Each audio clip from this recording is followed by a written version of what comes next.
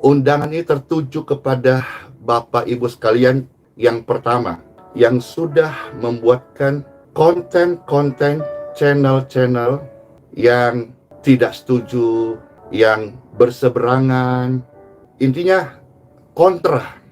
Yang kedua, Bapak Ibu yang membuat konten-konten channel yang mendukung.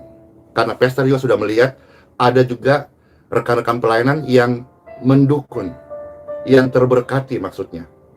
Saya kasih masukan dan nasihat kepada Pendeta Henry Tandianta. Ayo dong Pak, berikan respon, berikan tanggapan atas undangan dari hambanya Pastor Andi Simon.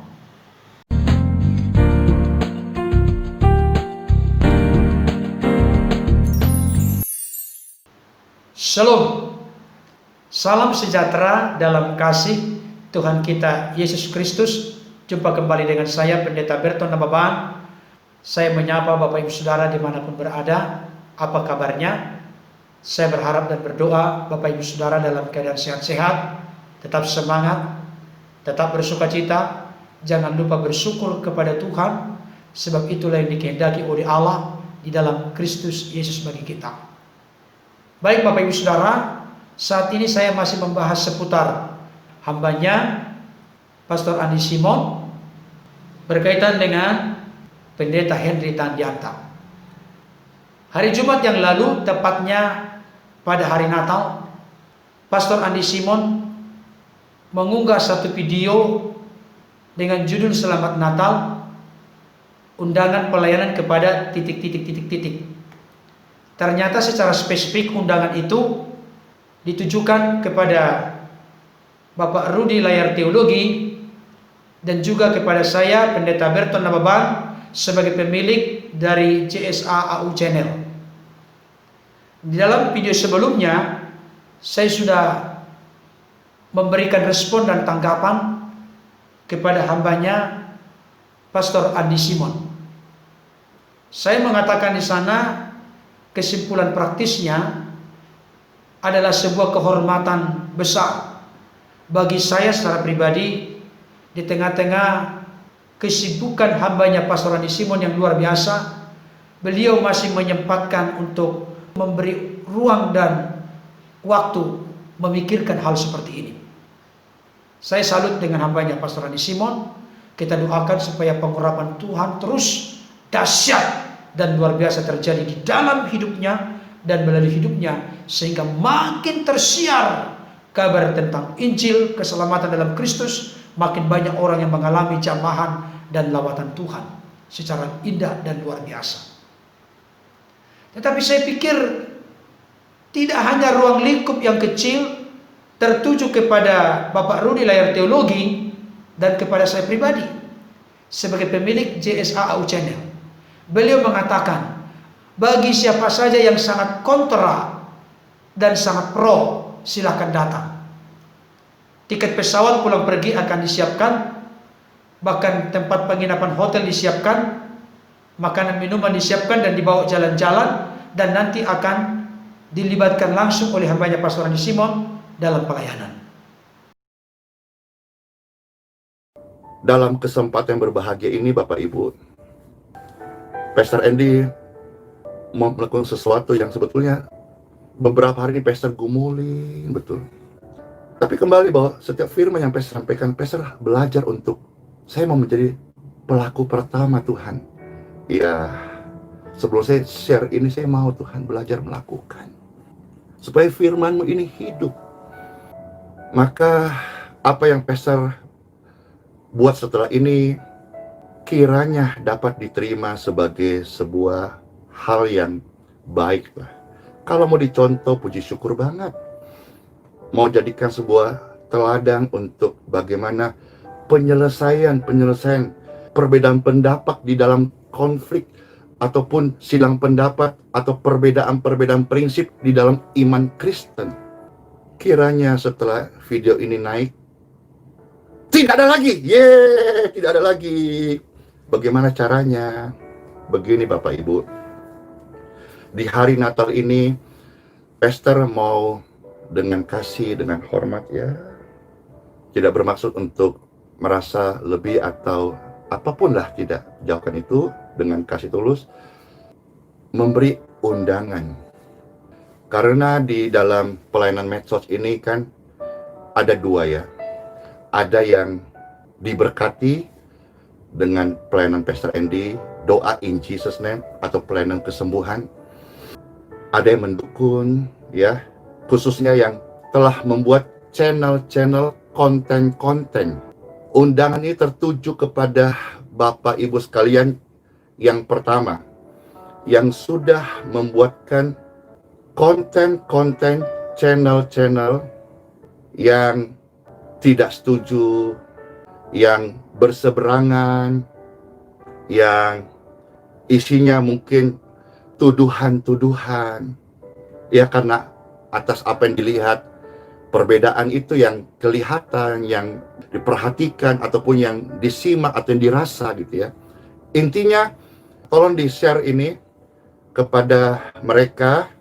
Bagi pastor sih mereka semua rekan-rekan sekerja di ladang Tuhan. Ini hanya pastor share untuk yang seiman Kristen, karena memang dari non-Kristen juga ada yang memberikan serangan-serangan. Tapi undangan ini belum untuk mereka. Tapi di momen Natal ini, pastor mengundang yang pertama, Bapak Ibu sekalian yang terkasih, yang membuat konten-konten, channel-channel yang tidak setuju, termasuk tidak apa-apa, yang menyerang, yang beda pendapat, pokoknya intinya kontra. Itu yang pertama. Yang kedua, Bapak Ibu yang membuat konten-konten channel yang mendukung. Karena pastor juga sudah melihat ada juga rekan-rekan pelayanan yang mendukung, yang terberkati maksudnya. Ya, jadi undangan ini untuk dua pandangannya, satu yang tidak setuju, yang berseberangan. Ya, meskipun dia membuat konten-konten channel-channel yang bagi pastor sih tidak oke, tapi itu kembali. Pastor belajar ya, bahwa kasih itu nyata dalam perbuatan. Kita mau belajar apa yang firman kita dengar, kita mau lakukan. Tulus hati itu adalah dewasa dalam bersikap. Jadi yang pertama ya Bapak Ibu, bertitik tolak dari pernyataan beliau kepada semua yang sangat kontra dan sangat pro.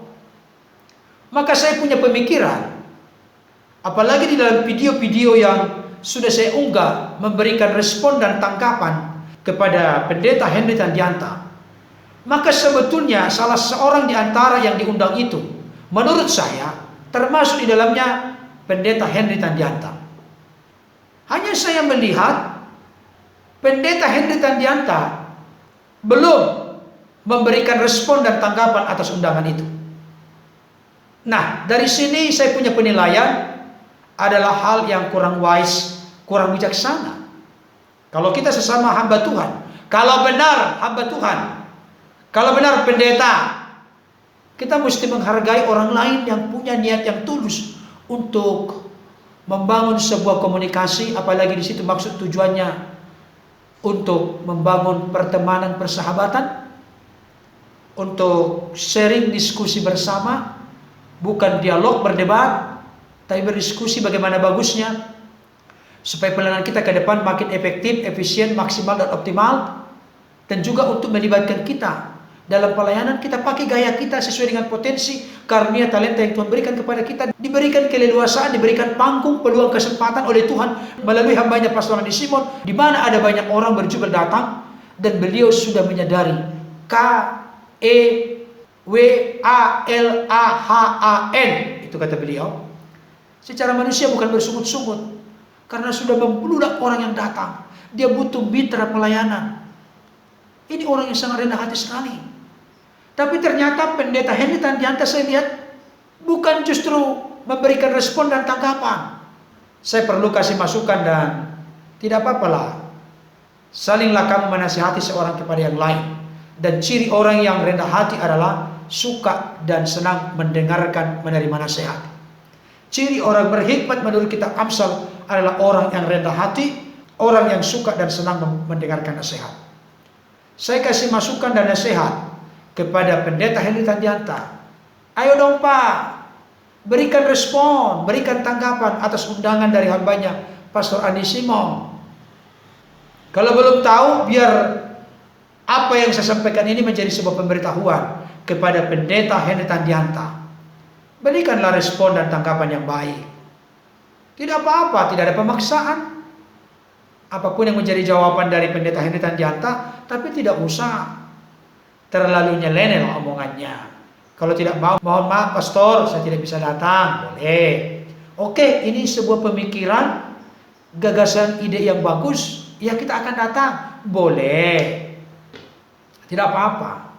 Tapi sebagai sesama pelayan Tuhan, sebagai sesama hamba Tuhan, di mana kita belajar hidup dalam kerendahan hati, sama seperti pujian, hati hamba yang taat dan setia. Mari berikan respon dan tanggapan. Jangan diam aja Pak, nyeleneh, ngerocos, memberikan tuduhan palsu, sesat, nyinyir, hipnotis, tipu-tipuan, pakai mantra, tepuk. Itu model hipnotis. Jangan begitu dong. Respon dan tanggapilah undangan dari hambanya Pastor Adi Simon. Barangkali berarti Anda di dalam posisi yang sangat kontra. Ya, saya memang berbeda dengan Anda Pak. Saya di posisi yang sangat pro. Kenapa? Karena saya melihat hambanya Pastor Adi Simon bukan sekedar membagikan doktrin, ajaran, teori, konsep, gagasan, ide, pendapat. Tidak. Tapi beliau membagikan kehidupan Yesus. Apa yang dialami dalam relasi hubungannya dengan Yesus. Itulah yang dibagikan kepada orang lain. Sehingga nyatalah kuasa, otoritas, mujizat terjadi di dalam hidupnya. Bahkan melalui hidupnya dalam buah pelayanan kepada orang lain. Dan jangan lupa, saya baru tahu kemarin menyaksikan dan mendengarkan hambanya Pastor Adi Simon.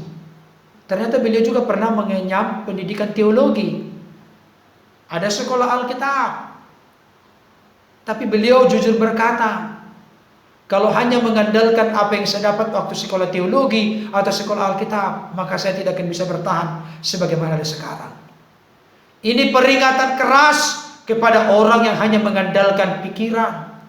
Dan saya ingatkan kepada kita semua, dua hukum yang terutama. Yang pertama, kasihilah Tuhan Allahmu dengan segenap hatimu, segenap jiwamu, segenap akal budimu, segenap kekuatanmu. Dan hukum yang kedua yang sama dengan itu, kasihilah sesama manusia seperti engkau mengasihi dirimu sendiri.